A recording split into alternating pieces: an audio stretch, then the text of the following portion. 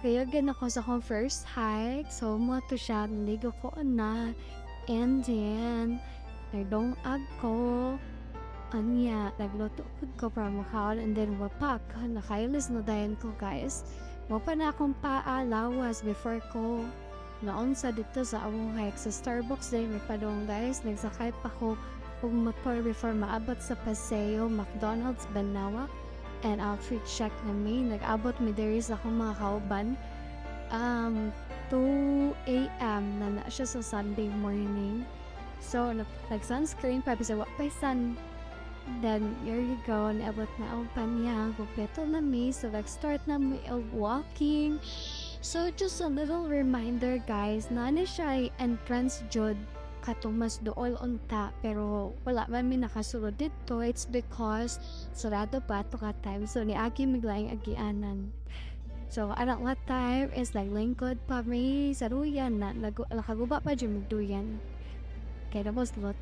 And then, na aming mga maagian ngayon ana, mga lubi, kanding, banana, basta mga yan, sagingan. Pero ang view guys, very nice, amazing. You see that? Yes. And to be honest with you guys, pretty ka ngit pag yoga o ba o ano, you see, hindi na ko makita kasi wala ang flashlight. Ngit kayo nyo, di ba ka kaklaro, so as better magdala mong flashlight guys o tungkod. Actually, ang pasaka hanga kayo siya guys.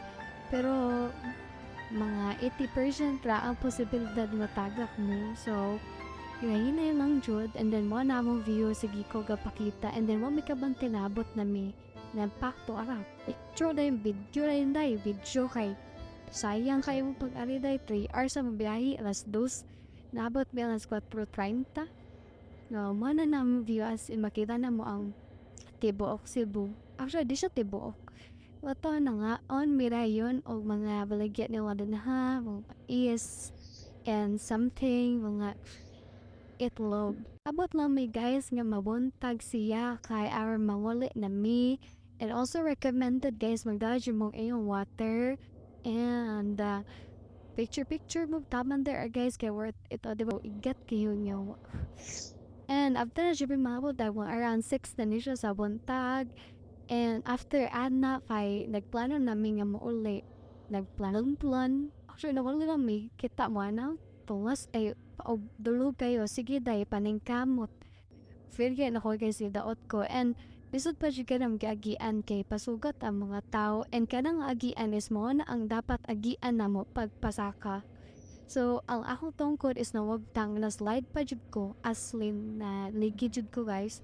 Wala na ko sa bati is remembrance yun. Awa si Kersha ha, bang, bogs. Kapi jud ka, dangog kay wala siya tamakanan. But, na-enjoy na mo ang pagka-slide ni Kersha. Wala bitaw. So, moto siya, ligon na ba ni mga down dere, pitira mo gunit. Ana nga putol, feel ako no kay dagante kung naputol ka kahoy, nagsigimi o pangkulit. Alam kabante ka na slide na po sa kesyo, diba? Actually lang. So, motor siya, gabi ka, straight ang dalan, o tarawa, nakapunit and nakaguba na po siya, o kanang gahoy, and then wato, or gapit na midira mapunta sa tarong nga daan, like kanang, sa taga ni sa lapad nga daan, mga dili, kaya guys, bitaw, maritaman dyan na ko, no, nga mo, anha mo din ha, kay mga, sa kadlawon jud dili jud siya buntag kay pag after mga 7 nakapin pag naong ni jud namo is kataliksik na siya anyaw man kay dili pud siya advisable nga moara mo kay kanang buntag kay init kaayo niya dahil singot kay tanan. So mas better jud awan na mo kadlawon around 3 hours man jud ang lakaw ninyo depende og sige pa mo tabi. And kapoy nga kaayo guys, magpangita mo buhat. So, maginahini lang sa jud mo guys, kay di man tataga bukid. Yan ang baliktad man na oy. So, you need to make sure nga magtabi-tabi po mo din ha. And then, wala na siya guys, pag umana na mo panaog, na pa pasaka. So, magandagan ko na ito din ha. kay para makuha na tong calories and everything more today. Thank you so much for watching. See you another vlog.